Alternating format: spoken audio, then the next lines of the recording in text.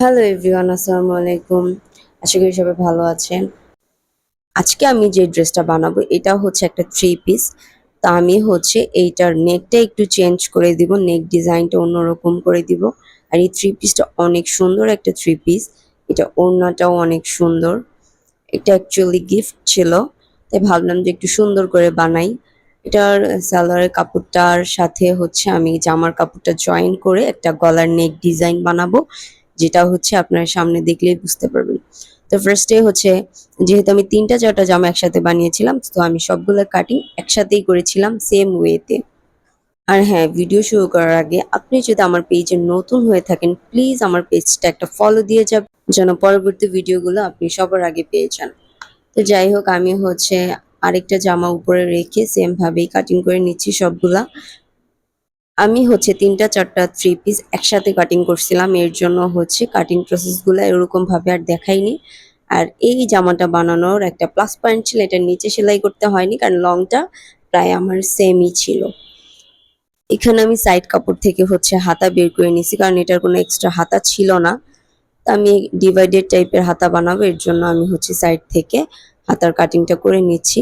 আপনারা চাইলে এভাবে কাটিং করতে পারেন, খুব ইজি ভাবে হচ্ছে সাইড কাপড় থেকে হাতা বের হয়। তো আমার সবগুলা কাটা শেষ। এখন মেইন যে পয়েন্ট সেটা হচ্ছে গলা। তো ফার্স্টে হচ্ছে আমি গলাটা আমার নর্মালি যতটুকু পরি সেইটার মাপ দিয়ে নিচ্ছি। যেমন আমি 5 পরি, দেন হচ্ছে 5 থেকে 4 এর থেকে বড় করে আমি হচ্ছে পুরো গলাটা কেটে নেব। আমি এখানে প্রায় ১২ ইঞ্চির মতো নিয়েছি। পুরোটাই হচ্ছে আমি গোল করে ফার্স্টে দাগ দিয়ে নিব আমার শেপ অনুযায়ী। আমি একটু পান গলা টাইপের দিতে চেয়েছিলাম। তো ওই অনুযায়ী আমি হচ্ছে ফার্স্টে দাগ দিয়ে দেন হচ্ছে এটা কাটিং করে নিচ্ছি। আপনারা চাইলে আপনারা যে কোনো ধরনের ডিজাইন করতে পারেন আপনাদের ইচ্ছা মতো। আমার কাছে এইটা ভালো লাগছে, এর জন্য আমি এটাই করতেছি। আপনি দেখতেই পাচ্ছেন অনেকটা হচ্ছে পান গলা টাইপের শেপ চলে আসছে। এখন হচ্ছে সেলানোর পালা। আমি ফার্স্টে হচ্ছে মুহুরি মুড়ে নিচ্ছি, গলার উপরের সাইডটা মুড়ে নিচ্ছি। এখানে এক্সট্রা হচ্ছে আপনারা চাইলে বক্রম ইউজ করতে পারেন, আমি ইউজ করিনি। আমি হচ্ছে শুধু ২ টা প্যাচ দিয়ে জাস্ট শেপ অনুযায়ী সেলাই করে নিয়েছি। দেন হচ্ছে এটার মধ্যে আমি সালোয়ারের যে কাপড়টা আছে সেটা বসাবো। তো আপনারা দেখতেই পাচ্ছেন যে আমি সালোয়ার কাপড়টা কিভাবে বসাচ্ছি। এর মাঝখানেই হচ্ছে আমার নেক ডিজাইনটা হবে এই ব্ল্যাক কালারের কাপড়ের মধ্যেই। আমি যখন এইটা সেলাই করছিলাম, অ্যাকচুয়ালি আমি বারান্দায় বসে বসে কাজ করছিলাম, কারণ আমার বাসায় হচ্ছে তখন বিয়ের অনেক ঝামেলা চলতেছিল। তা আমার কাছে লাস্ট অপশন ছিল বারান্দায় বসে বসে এগুলো বানানোর। তা আমি এখানে আমার বাসায় লেস ছিল হোয়াইট কালারের, আমি এখানে লেস দিয়েছি হোয়াইট কালার। আপনারা চাইলে যে কোনো ধরনের লেস ইউজ করতে পারেন। দেন হচ্ছে আমি ভিতরে গলাটাও পান গলা টাইপের কাটিং করে নিছি।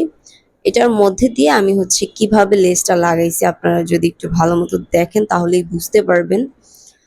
খুবই ইজি, যে কেউ হচ্ছে এই গলার ডিজাইন করতে পারবে।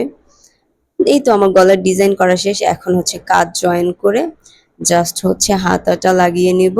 দেন হচ্ছে, তো এখানে হচ্ছে আমি হাতাটা পুরোপুরি ডিভাইডেড রেখেছি। আমার জামার মধ্যে যতটুকু হাতার কাপড় ছিল প্রায় অনেকটা ওই পুরাটাই রেখে দিছিলাম। তো এখানে আপনারা আপনাদের ইচ্ছা মতো যতটুকু করতে চান বা হচ্ছে আপনার নর্মাল হাতাও ইউজ করতে পারেন। আমার কাছে ডিভাইডেড হাতাটা বেশি ভালো লাগে, এর জন্য আমি এটা ইউজ করি। এখন হচ্ছে বডি মাপ অনুযায়ী সেলাই করে দিলেই আমার ড্রেস রেডি।